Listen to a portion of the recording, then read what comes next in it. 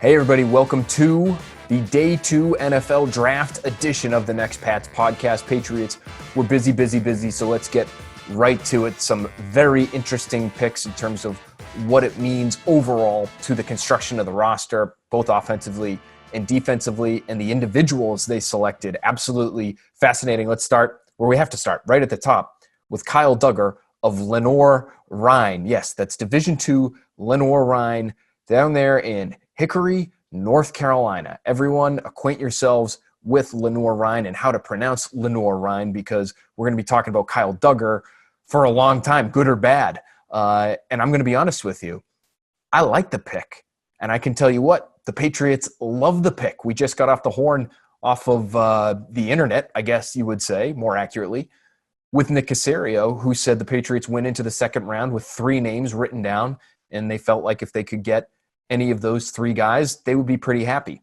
One of them was Kyle Dugger.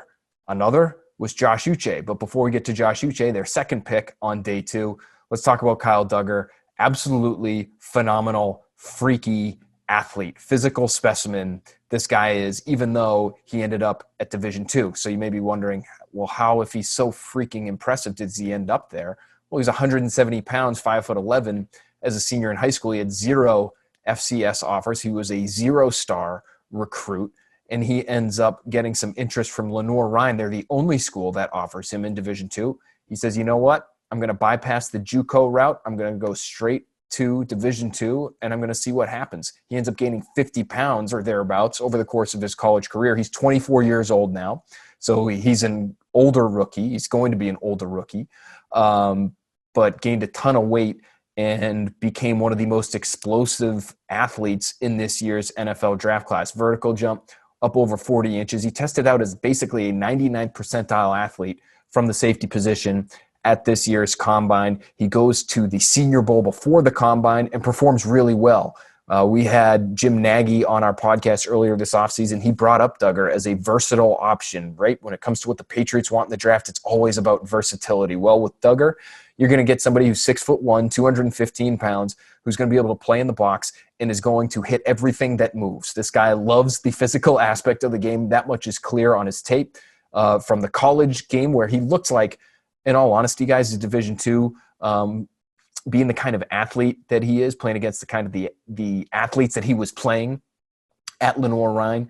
He looks like a high school senior going up against 8th graders. But he brings that same sort of attitude, and he still stands out athletically at the Senior Bowl, which should tell you something. That's year after year the cream of the crop when it comes to the talent going into the NFL draft. So for him to stand out, for him to make plays on the football in coverage, had 5 one-on-one snaps in coverage, and that was a part of his game that I think people questioned because of the level of competition he's coming from. Who was he really covering at Lenoir-Rhyne, right?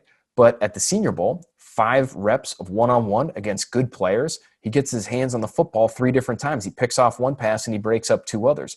So this could be, after a day of talking about Xavier McKinney and his great fit with the Patriots, Xavier McKinney goes off the board at 36 to Joe Judge's New York Giants. Should be no surprise that Joe Judge and the Giants were interested in a guy who seemed like a perfect Patriots fit. And then at number 37, the Patriots go with a much smaller school prospect, but the much better athlete than Xavier McKinney. So fascinating. How do you weigh these things? Guys that come from big-time programs, get coached by the best of the best, like Xavier McKinney, somebody who could play all over the field, versus somebody who's getting Division II coaching and Division II nutrition and working in Division II facilities. How do you weigh these prospects against each other? Well, it felt like this year, guys, they really wanted to load up on athleticism, and they did that with an exclamation point with the selection of Kyle Dugger. I can tell you that people throughout the organization were enamored with this guy going back to the Combine. That's what I had been told in Indianapolis. I think that started at the Senior Bowl in some respects for some of these guys, although they scouted him going all the way back to last spring. So well before the 2019 season was even played, well before he was invited to the Senior Bowl. He was explained to me, he was described to me as somebody who we in the media are going to see rise through the process and rise very steeply and at a rapid pace. But those who knew him and knew him well and had talked to him understood how intelligent this guy is. He's doing engineering stuff at Lenoir-Rhyne, very driven guy, as his background would suggest, where he turns himself into this absolutely phenomenal athlete after being given really zero shot as a high school player to become anything in the sport of football. So all of these things the Patriots are obviously going to love, but I think one of the things that Patriots fans may think about when they think about this pick and this player, they might think back to 2013, right? And we've mentioned it on the podcast, that it wouldn't have surprised me if the Patriots traded out of the first round and then they draft Jeremy Chin, the safety out of Southern Illinois, tremendous athlete, in the second round. That would have felt like a Jamie Collins kind of pick to me, because that's what the Patriots did. They went small school, freak athlete back in 2013 with Collins. They could have done the same with Chin. Chin remained on the board for a while. It's clear they had Kyle Duggar way ahead of Chin in terms of that small school freak athlete that was available to them. But that's what they ended up doing. And I think some people look back at the Collins pick and they look at it and they say, well, that was Bill Belichick sort of going off the board. And that's something that Tommy Curran said on our air tonight as the draft was going on. That was a pick that was Bill Belichick's pick, and maybe some of the people in scouting back in 2013, as before I was really covering the team full-time, weren't thrilled with the idea of Collins at that point in the draft. Well, I can tell you, not the case this year with Kyle Duggar. People throughout the personnel department at Gillette just absolutely enthralled that they had the opportunity to grab this guy. And so is he going to contribute defensively right away? Maybe not, right? There's going to be a huge leap that he has to make in terms of identifying, especially in the passing game, concepts and making your reads and doing everything that you need to do to be able to understand the rules of your defense. But special teams-wise, he should contribute right away. On coverage, for sure, potentially as a returner. He returned kicks for Lenore Ryan and was very successful in doing that. This guy is just so explosive. He's going to stand out even at the NFL level. It's incredible that an athlete of that caliber was playing Division II football. But if you go back and you watch his tape, you can see what that looks like, and it's not pretty for the guys he had to go against. So that's Kyle Duggar. Now, again, sticking with the theme of athleticism, and Duggar really, I don't see him as a free safety type. I see him as a potential Patrick Chung replacement, Patrick Chung's successor down the line. So he's going to be a box player.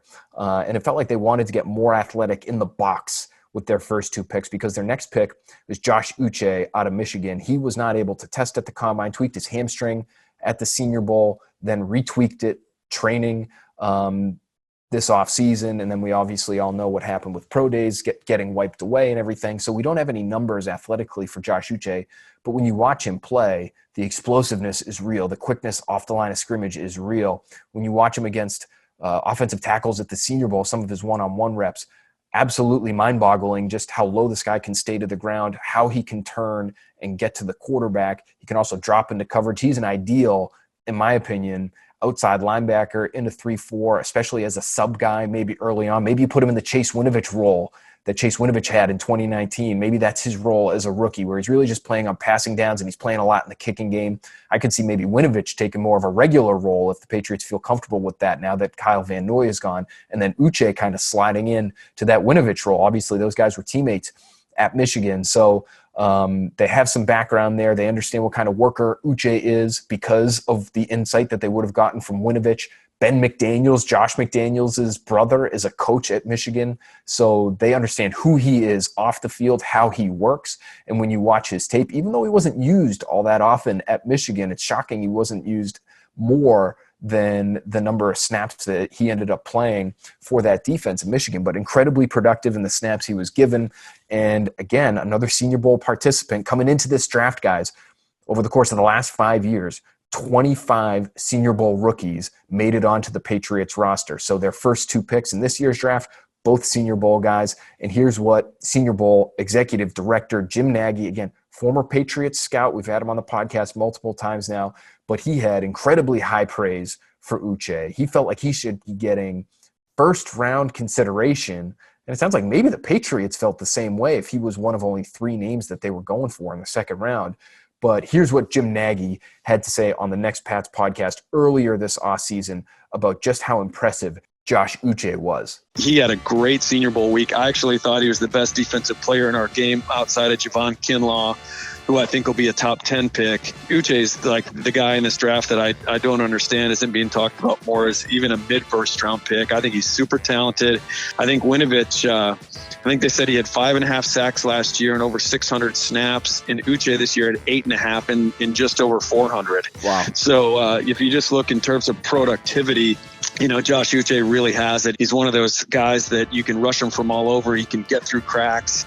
And he showed down here in Mobile that he can really cover. He can play off the ball and cover people. His ability to track running backs and tight ends down here in Mobile is super impressive. So right now, he's like, to me, really, really a guy that's under the radar. So like Kyle Duggar, somebody who's going to play in the box, somebody who's athletic enough to cover tight ends, maybe running backs, somebody who's going to play on special teams for you. Josh Uche brings you some versatility as well, not just in that he's going to play defensively and on special teams, which he should, but he can play on the ball and off the ball. Some of his tape off the ball, guys, really stood out to me watching him this offseason because he's just so fast. He's 6'1", 245. So he might look a little undersized for a Patriots edge defender, but as an off the ball guy, that's right around the ballpark that they're looking for. Again, we've talked about it on this podcast. 240 pounds and up is typically what they're looking for their off the ball guys. And being the athlete that he is, and you heard Jim Nagy just describe him right there, that's pretty perfect for the second level of the Patriots defense. Now, is he going to be able to handle guards one-on-one in the running game and be able to stack and shed and make a play on the football? I don't know if that's his game right now, but he's so athletic. He may have a little bit of, if he ends up playing off the ball, a little bit of Jamie Collins to him, because that was really Collins' primary role. Collins played on the edge a little bit, but he was mostly an off the ball guy and a tremendous athlete, sideline to sideline. You could trust him in coverage if he needed to play there. So Josh Uche is a fascinating prospect and a fascinating fit in this Patriots defense because of the multiple ways that you can use him. Now, they stick on the edge, the Patriots do, with their third pick. We're at number 87 now, so the Patriots made a deal to move up to number 60. So they pick at 37, they get Duggar. At 60, they get Uche. Now we're into the third round at number 87. This is one of their original picks. And they get Anfernee Jennings from Alabama, who was one of our top prototypical Patriots at this position because in part of the program that he comes from. So again, we're talking about Kyle Duggar being a great fit because of the athleticism and the versatility and the intelligence. Well, Anfernee Jennings, he's a phenomenal fit too, in large part because of the program and the defense and the coaching that he's had and the size, 6'2", 256 pounds, almost 260. So a little bit bigger outside linebacker, but certainly an outside linebacker, somebody who has experience in coverage in Nick Saban's defense. All SEC first-team guy, led Alabama with 8 sacks last year. Funny enough, his NFL.com comparison, Lance Zierlein does a tremendous job for NFL.com, just writing up all of these prospects year after year, hundreds and hundreds of players. He's making all kinds of phone calls. He's tapped in with everybody at the college level, the NFL level, NFL family Lance Zierlein comes from. His NFL.com comp for Anfernee Jennings was Kyle Van Noy. He didn't test at the combine. Jennings did not, so we don't know a ton about necessarily his athletic ability relative to other prospects, and he might not be the twitchiest guy around, but he's somebody with pretty long arms, 33-inch arms. Again, the weight is enough to be able to hold up against the run. That's something that you're going to want to make sure that you have. You can't have all Josh Uches out there. You can't have all of these smaller, faster guys screaming around the edge. You need your Anfernee Jenningses out there to set an edge and play the run and grind it out on the line of scrimmage on first and second down. And I think that's what Anfernee Jennings would bring to New England. Again, we just spoke to Nick Caserio, and I'll try to find my tweet here, but in describing Jennings, he must have used the word tough or toughness 3 or 4 times, called him a great leader. So I think this is a real traditional Patriots pick in terms of the program, the character, the old school nature of his game, where he's going to be there to make sure that you don't get bullied on the edge. That's Anfernee Jennings. So I thought that pick was a pretty good value at number 87 overall. Although let's go over some of the names that the Patriots passed up at that point in the draft, because I think there were some talented players, including the tight end Adam Troutman from Dayton, who ended up being on the board way longer than a lot of us thought. We're about to get into some Patriots tight ends, their two newest tight ends, and I'm excited about these guys. I'm excited to see how they translate to the Patriots system. But when you're talking about Jennings, some of the guys that were left on the board, Jordan Elliott, the defensive tackle from Missouri, I thought would have been a good 3-4 end in this defense that you could pair with Lawrence Guy, and all of a sudden you get a lot deeper on the line of scrimmage. Devin Duvernay, the wide receiver out of Texas, a slot guy, but with speed to burn, ran in the 4.3s and the 40, would give you a vertical element to your passing game from the slot. McTelvin Agim, defensive tackle, another 3-4 end type with a lot of athleticism, who went to the Broncos, who was still on the board at number 87 overall. Lucas Niang, the tackle from TCU, who has all kinds of length, very smart guy, New England guy, came up in New Canaan and then goes to TCU. He ended up getting hurt this year, so that hurt his stock. He went at the bottom of the 3rd round. Matt Parrott, another tackle, another local guy, Governor's Academy guy via the Bronx, via Jamaica. Really interesting story Parrott has, incredible length, again, sort of like Niang, but not the injury history, and a versatile player. So, man, there were a lot of talented guys on the board when Anfernee Jennings came off. Malik Harrison, a bigger linebacker, off the ball middle linebacker type, 247 pounds from Ohio State, and moved really well, tested really well at the combine.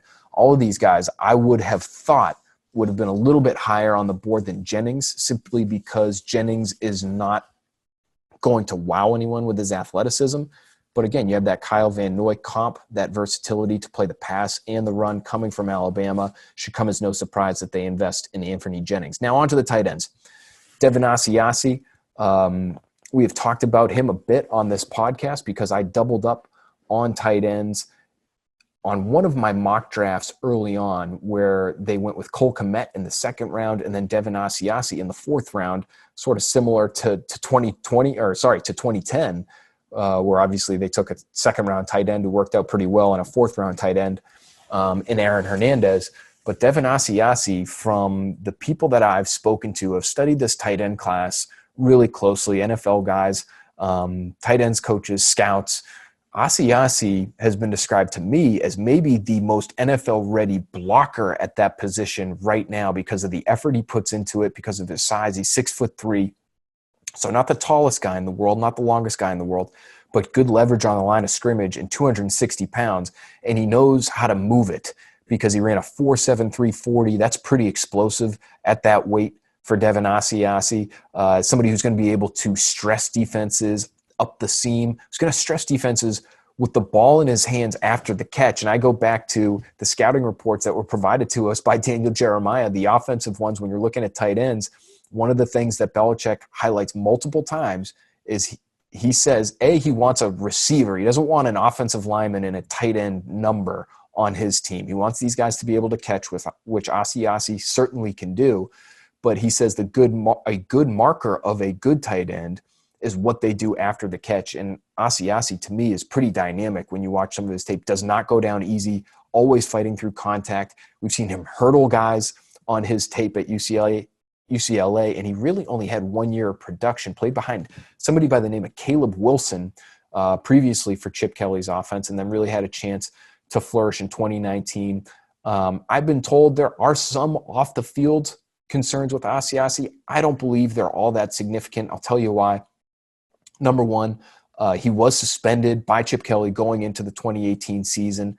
But again, from the people that I've spoken to who studied this class, who studied these players, these are not real character concerns. I would say, maybe off the field, maybe makeup is a better way to describe it. But he does have that suspension from Chip Kelly on his record going into the 2018 season. I think why you could feel good about it, if you're a Patriots fan, if you're the Patriots themselves, is you have a lot of people that you can lean on who know Asiasi and who knew him at multiple stages of his college career and understand what kind of person he is and how he works off the field. And that's why you would feel good investing in him with the 91st overall pick. First of all, obviously Bill Belichick and Chip Kelly are close, so you get a pretty good reference from him. Nick Caserio admitted that to us on Friday night. Jed Fish, new Patriots offensive assistant, also spent time with Asiasi at two different stops. Asiasi started his college career with Jim Harbaugh at Michigan. Jedd Fisch was there as an offensive assistant, so they worked there in 2016.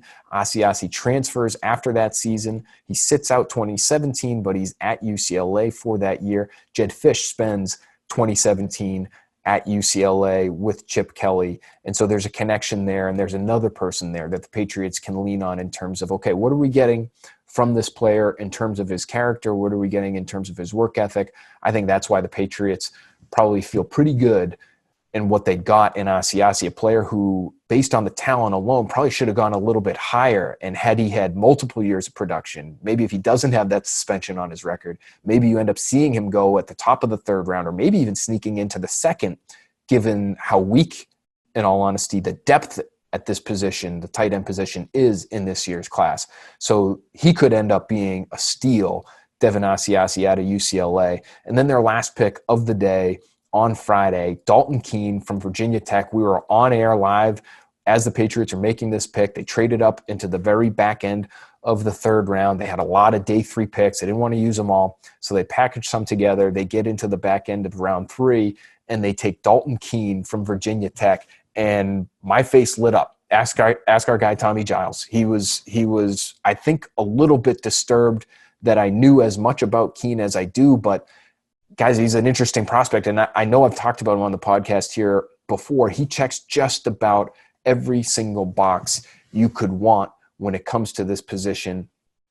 Athletically, physically, 6'4", 250 pounds, somebody who basically was a 3-year starter, but really was not used all that much in the passing game. And again, a little bit like Asiasi with only 1 year of production, Keene was used significantly in their offense for multiple years, but not as a receiver. And I wonder if they leaned on him a little bit more, because he is a capable receiver, if he would not have been drafted a little bit higher, because the size is there, big hands, 4'7", 40, 7-second 3-cone, 125-inch broad jump, 34-inch vertical, all explosive, all really meet the mark for the Patriots at this position. 4.19 short shuttle was the 90th percentile for tight ends.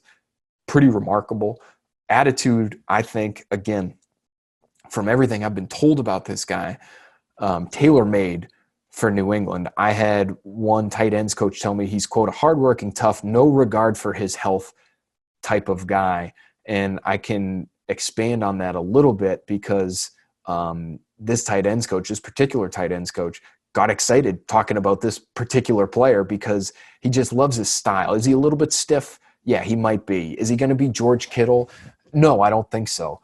But does he have that kind of attitude where he just wants to run through anybody who gets their hands on him? Yes. He's tough. He mauls. That's just who he is as a football player. He may have like a little bit of a screw loose when he gets on the field, but considered a really hard worker and the kind of program guy that your program is really going to love having around. And I think he's going to end up being a staple sort of F-style tight end for the Patriots. Not your Y, not your inline guy. That's your Gronk type. But he would be more of your move tight end, because that's what he was in college. I mean, they played him at fullback. They played him inline. They played him in the slot. They used him as a lead blocker a lot, and there's plenty of tape of him just flattening guys, pancaking guys. Again, Lance Zierlein, man, second Lance Zierlein shout out on the podcast. So congratulations to him. But he found some great tape of Keene just leveling people, burying them, putting them in the turf, putting them on their backs. And I linked to that in our Prototypical Patriots tight ends piece. So if you find that, I tweeted that immediately, really after they selected Keene. You're going to be able to find some pretty fun video of what he's going to bring to the table as a pro. Another guy who's going to contribute on special teams right away, and somebody who had an absolutely phenomenal mustache. RIP to that mustache. He shaved that thing before the combine. But if you go to his bio on Virginia Tech's website, and that's some of the stuff that we do in terms of trying to research some of these guys, because they have nice, interesting little nuggets on a lot of these players, really. So I went over to Dalton Keene's bio on Virginia Tech and was just dumbfounded by the mustache that I saw that day. And I will never forget it, to be quite honest with you.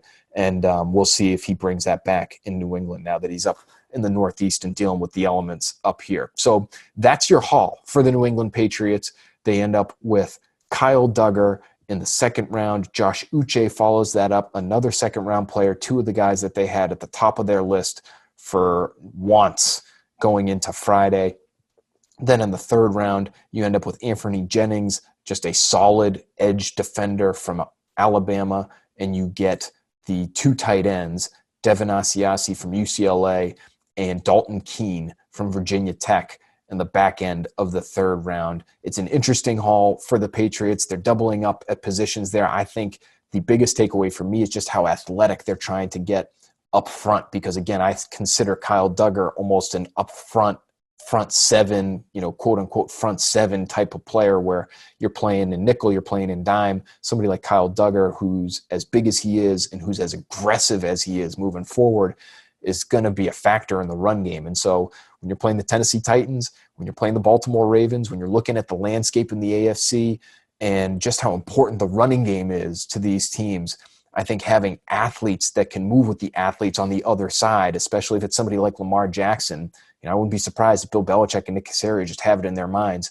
What are we going to do to slow down that Ravens rushing attack for the next 5, 6, 7, 8 years, getting athletes to play in your front and defend the run as well as get after the passer and as well as cover when you need them to cover? That's critical. And so they got really athletic early on with their 2 second-round picks. And then I think they made some good value picks in the third round, just getting a solid guy in Jennings and 2, I want to call them upside, because I think they were in some ways a little bit underdrafted, because they would have been drafted higher had they been used more, tight ends in Asiasi and Keene. So a fascinating day 2 for the Patriots, a busy day 2 for you all. Hopefully you're having fun tracking the draft, consuming all of this content. Hopefully you're on our site, NBCSportsBoston.com, reading everything. Hopefully you're listening to our podcasts. Hopefully you can go back and listen to some previous ones, especially that Senior Bowl podcast we did with Jim Nagy, where he highlights so many of these guys that the Patriots end up being interested in. And hopefully it's helping you pass the time during this time for all of us, where we're all looking for things to look forward to. So hopefully the draft has been that for you. If you're listening to the Next Pats podcast, I think you're in that category. I know I certainly am. It's been a fun 2 days, and I know we're looking ahead to a fun day 3. So make sure you keep an eye out. We'll be talking to you all very soon to wrap up the 2020 draft for the New England Patriots.